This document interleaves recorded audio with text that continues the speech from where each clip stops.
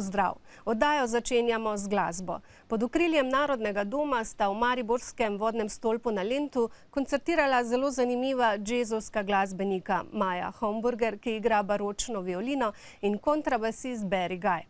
Njuni koncerti so preplet baročne glasbe in sodobne kompozicije, avtorske glasbe pa tudi številnih improvizacij na kontrabasu.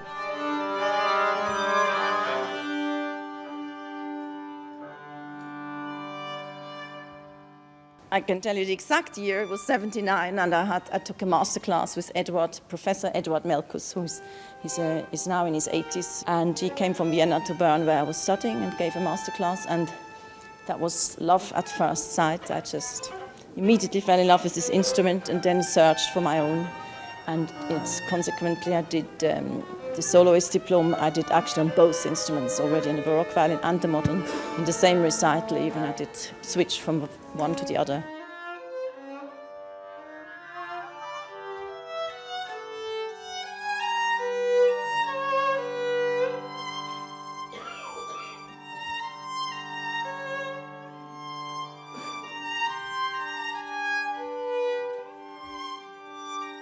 After 86, I stopped completely with the modern instrument, and since then I've played only this instrument. I mean, the Baroque violin, several different ones, but also the modern music. I mean, like what Barry is composing for me or other people, the modern music I play on the old instrument. So it's the old instrument's basically my color I love, and the technique of playing the violin. So it doesn't matter if I can easily play some new music on the old instrument, which is a very great challenge and nice experience.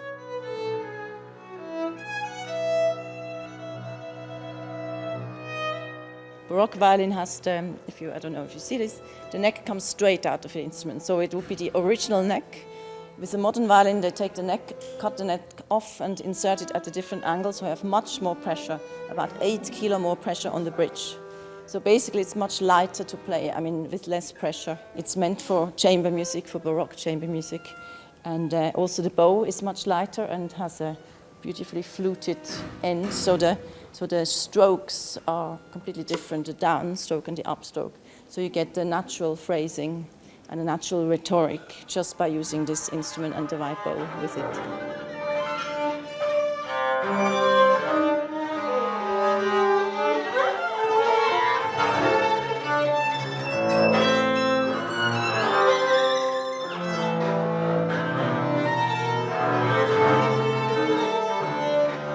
It was the occasion of a European tour. We had a 3-week tour of Europe, which was pretty much going from North Europe right down to Sicily.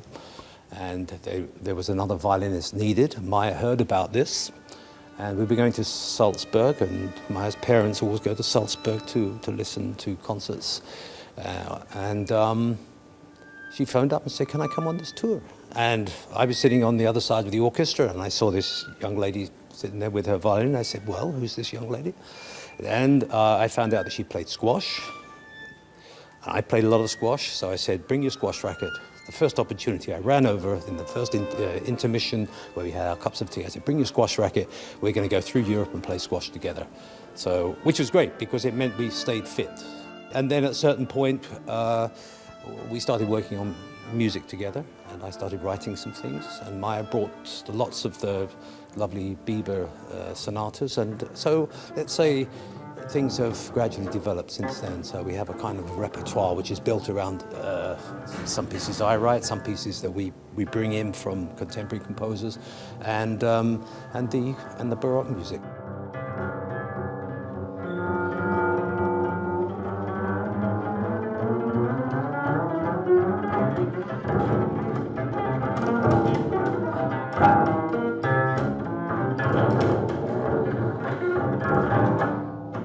The audiences have been very, very welcoming, and the music sometimes could be challenging, but everybody seems to accept it, and it's our job to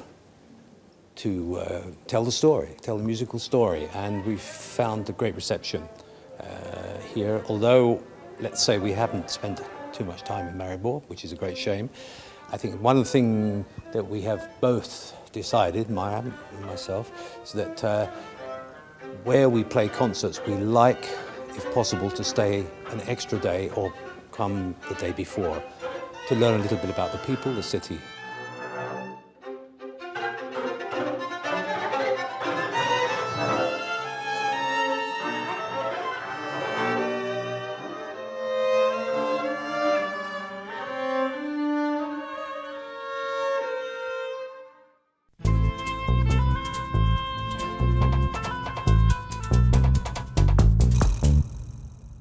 Na odru Mariborske opere je po več kot 50 letih ponovno zaživela ena najbolj kompleksnih Mozartovih oper, Don Giovanni.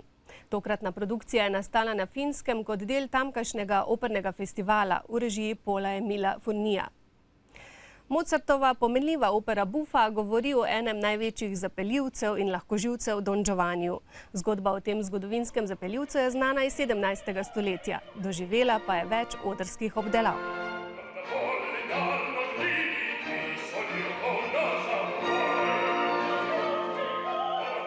Don Giovanni je zapeljivec in lahkoživec, ki na lovu za ženskami podira vse zakone. Njegovo življenje zaznamujejo ljubezenski zapleti, nebrzdane igrice, pa tudi umor. Don Giovanni, ki ne spoštuje in upošteva nikakršnih zakonov, ne zemeljskih, ne božjih, je na koncu kaznovan. Požrejo ga plameni pekla, božja kazen, ki sledi umoru in pride ponj v obliki vračajočega se nagrobnega kipa. Mozartova opera je bila premierno uprizorjena v Pragi leta 1787. Zgodba se dogaja v času poznega rokokoja pred francosko revolucijo. Mozartov Don Giovanni prištevajo v zvrst opere Buffe, s čimer so označevali vrste iger gledališča Buffo in ločevali resne vloge od komičnih. V tej operi je Mozart uvedel številne novosti v dramaturgiji opere.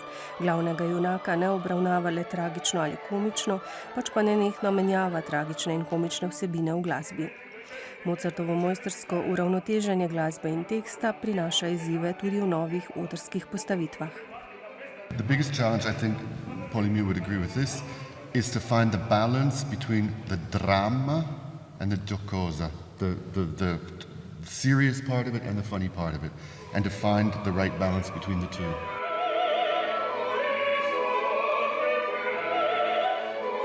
For Don Giovanni, it's difficult. It's not a piece with many chorus, with many stupors.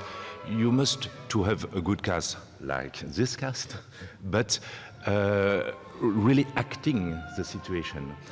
And I would like, with the solist in my staging, to step by step start with the comedy and finish with the drama. V naslovni vlogi je tokrat srbski bas-baritonist David Bižić, ki je že pel v vlogi ljudskega Maseta, uslužnega leporela, tokrat prvič pa tudi v glavni vlogi lahkoživega Don Giovannija. Tako se z Mozartovo opero, glasbo in vsebino zgodbe srečuje že 10 let.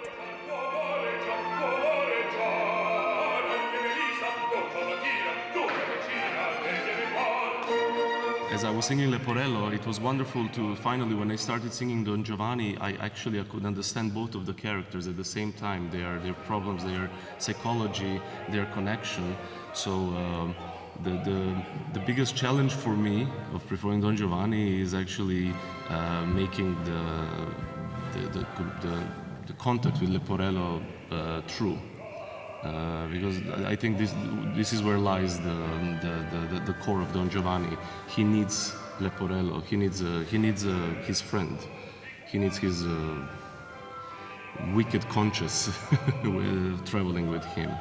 So I can hardly separate Don Giovanni from Leporello. So maybe this was also the challenge: how to get out of Leporello and become Don Giovanni at the same time. Mariborska postavitev Don Giovannija prihaja na mariborski oder po več kot 50 letih. Uprizorili so ga le enkrat leta 1962, takrat v slovenskem jeziku. V živahnem 18. stoletju pa je bila stara zgodba o španskem plemiču Don Juanu, ki mu ni bilo žensk nikoli dovolj, a se je vsake nemudoma naveličal, v veliki modi. Zgodba o Don Juanu je znana že iz prve polovice 17. stoletja, ko jo je obdelal menih Tirso de Molina s pravim imenom Gabriel Tellez. 40 letja kasneje, 1665, je Don Juana v komediji upodobil Jean-Baptiste Molière, leta 1736 še Carlo Goldoni.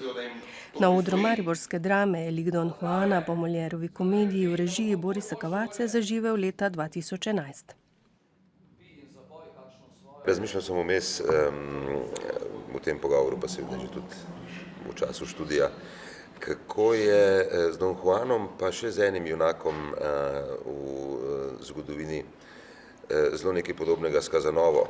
Kako v bistvu je v naših očeh to popreproščen človek. Ne? To ima samo eno komponento, mu priznavamo, se pravi erotično, seksualno in vse ostalo potem zanemarimo. Tema Don Juana je zanimala tudi številne skladatelje v 18. stoletju.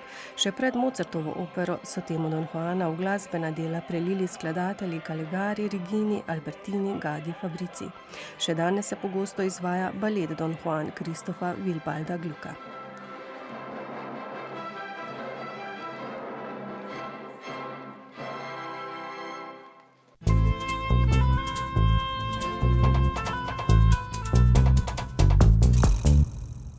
V studiu danes gostimo glasbenico, glasbeno interpretko, ki z velikim zanimanjem raziskuje možnosti svojega glasu, tako v džezovski glasbi, kot tudi v tradicionalnih oblikah, v indijski, brazilski glasbi. Pravkar se je vrnila iz Bolgarije, iz Plodiva, kjer obiskuje podiplomski študij bolgarskega grlenega petja. Zvezdana Novaković, lep pozdrav. Pozdravljeni. Vaš študijski, pevski, raziskovalni angažma je trenutno vezan na Bolgarijo, na študij bolgarskega grlenega petja. Ko govorimo o takšnem petju, imamo v mislih običajno ljudsko, prvinsko, spontano, tudi neučeno petje. Kako poteka študij, torej na tej akademski ravni, in zakaj ste se odločili prav za Bolgarijo? Bolgarsko petje se mi zdi kot neka center slovanske kulture. Kot Slovenka, oziroma oče je sicer Srb, ampak rojena in zrasla sem tudi v Sloveniji, čutim neko potrebo po slovanskem izročilu. In v Bolgariji je to zelo, zelo visoko rangirano. Torej, njihovo tradicionalno petje, skladbe, zelo specifična opredelitev regij, zelo veliko znanje in veliko notacije, pa so posledica temu, da imajo samo tam celo akademsko izobrazbo folklornega izvajanja. Sicer začnejo že v osnovni šoli, že pri 6 letih, potem traja osnovna šola 12 let, torej 12 razredov. Vsakodnevno imajo pa učenje folklorne glasbe, ali petje, ali plesa, ali instrumenta. Študij sicer je folklorni in se izraža grleno petje, ampak zelo, zelo notiran. Torej nekako je podoben klasičnemu študiju. Zelo moraš biti specifičen, zelo precizen pri izvajanju ornamentov. Seveda se poudarja tudi različne specifike različnih regij, ornamenti, kot so rodopski ornamenti, šopski ornamenti, vzklikanje, tresenje. To so vse neke specifike, ki jih bolgarska folklorna glasba ima in ki se jih trenutno učim na magistrskem študiju. So možne kakšne primerjave med bolgarskim grlenim petjem in grlenim petjem, kot ga recimo poznamo v Sloveniji, recimo v Rezi? Kakšna je razlika? Tako, seveda gre za grleno petje, ne gre za operno petje oziroma za rezonanco, ki je v grlu in v prsih. S tem, da če bi primerjala slovensko petje, je veliko bolj silno, na silo in veliko bolj glasneje, s tem, ko Bolgari enostavno postavijo rezonanco tudi v srednjih dinamikah. Se pa razlikuje, naprimer šopska regija je zelo močna in nima toliko ornamentov. Če želiš izvajati ornamente, moraš peti lahkotno. To je naprimer severna Bolgarija ali pa Stranđa, vzhodna Bolgarija, zelo ornamentirana in pa ima posebne vibracije, ki pa jih dosežeš samo z lahkotnim glasom, ampak še zmeraj grlenim. Nikakor ne gre skozi nosno ali glavno rezonanco, ampak grleno rezonanco. Še se učim, kako doseči tole rezonanco. Že čez nekaj dni se odpravljate tudi na Poljsko, kjer ste pred 3 leti na prestižnem festivalu prav iz igralske interpretacije skladbe prejeli najvišjo nagrado Grand Prix. Kaj je pomenila ta nagrada in za kakšen festival gre? To tekmovanje v bistvu je tudi prišlo čisto nepričakovano in sicer najava za to tekmovanje je bila, da vabijo vse umetnike, ne rabite biti akademske izobrazbe, ne rabite biti akademski igralci ali pa glasbeniki, ker bomo nagradili vašo osebnost. In tako se mi je zdelo res nekaj zelo odprtega in zanimivega, na kar sem se podala sama z avtom do Vroclava na to tekmovanje, kjer nisem vedela, kaj me čaka. Zgodovina, ki je letos kar 34-letna tega festivala, torej je zelo velika in dolga, je v bistvu v uprizarjanju operet, mjuziklov, šansonov, torej nekaj, kar ima zelo pomembno, veliko umetniško besedilo, poezijo in pa seveda čudovit glas, velik glas in pa kombinacija tega z aranžmajem. Torej, za neko zelo izpovedno pesem, kar sem pa jaz prinesla, pa je bilo prav kontra temu in sicer prasonate oziroma ursonate Kurta Schwittersa, ki sem jo v tem času izvajala z ansamblom Koregije pod vodstvom Karmine Šilec in z 4. stavkom Presto nekako impresionirala občinstvo in žirijo. In ta nagrada na Poljskem je pravzaprav spodbudila in omogočila vaš prvi avtorski projekt. Za kakšen projekt gre? Tako ob zmagi so me povabili, da bi v naslednjem letu prisostvovala tudi na mainstream programu. V tem letu, moram omeniti, je bila tudi na programu Meredith Monk in pa Tanja Tagaq, to so pomembne zvezde. In pa nekako mi je odprla, da pomislim, kaj bi jaz sama želela izvesti, saj prej nikoli nisem sama izvedla nekakšnega projekta, ki bi bil tako glasben kot uprizorljivo umetniški. In tako sem povabila v sodelovanje režiserko Niko Bezeljak in skupaj sva ustvarili nekako interakcijo s publiko, nekako glasbeno čiščenje, zelo provokativno tudi predstavo, humorno, glasbeno, plesno, v glavnem vse, kar sem se naučila v umetnosti. Zelo zanimivo sodelovanje se obeta tudi že v aprilu s Svetlano Makarovič. Kako je prišlo do tega sodelovanja? Seveda Svetlano Makarovič zelo spoštujem in sem želela nekako spoznati to gospo. In tako sem se domislila, da bi nekaj podarila. In potem sem ji podarila koncert s harfo, s kalimbo in tudi neke improvizirane umetnosti. In po koncertu me je Svetlana Makarovič povabila prav ta projekt, ki se bo zgodil 12. aprila v Mini teatru. Gre za recital, za poezijo Svetlane, Lovec na ljudi. To je sklop 7 pesmi, kjer se bomo izmenjevali z skladbami. Najprej bo ona izvedla svojo poezijo in nato jaz eno skladbo in tako naprej. Danes ste prinesli s seboj tudi 2 zanimiva inštrumenta, enega najstarejših glasbil, tudi zelo uporabno, harfico.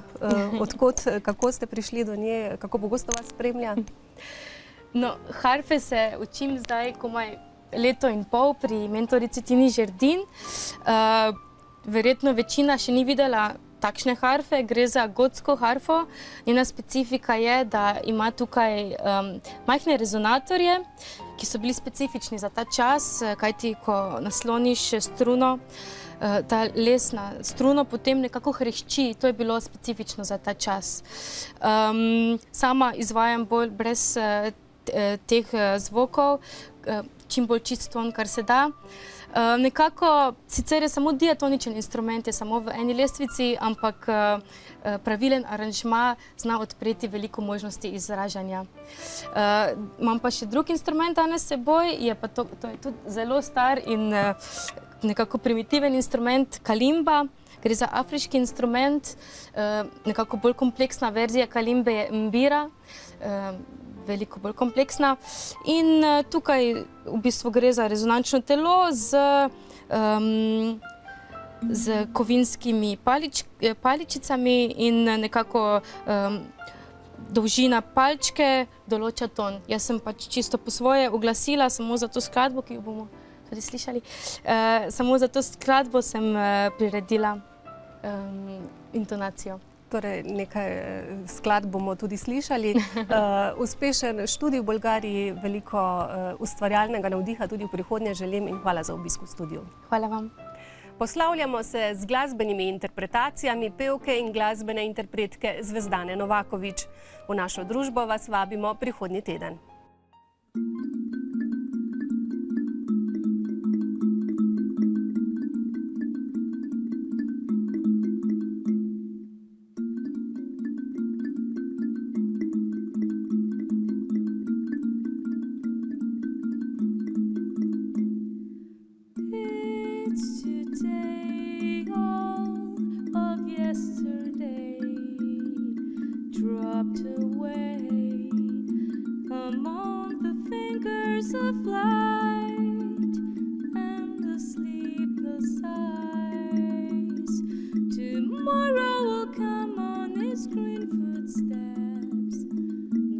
Stop the river of the dawn.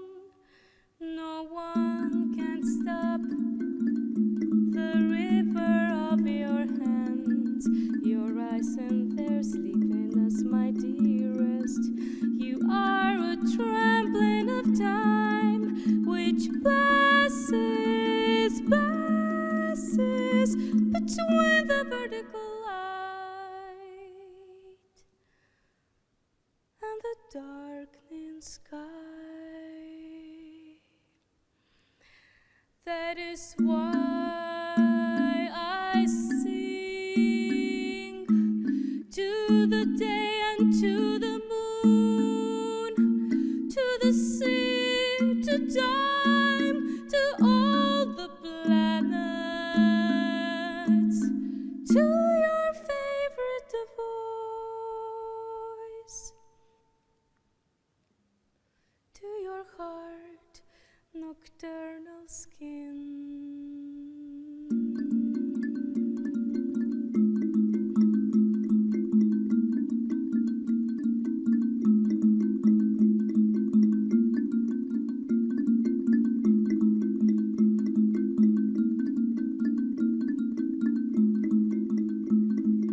It's today, all of yesterday dropped away among the fingers of light and the sleepless eyes. Tomorrow will come on its green footsteps. No one can stop the river of the dawn. It's today.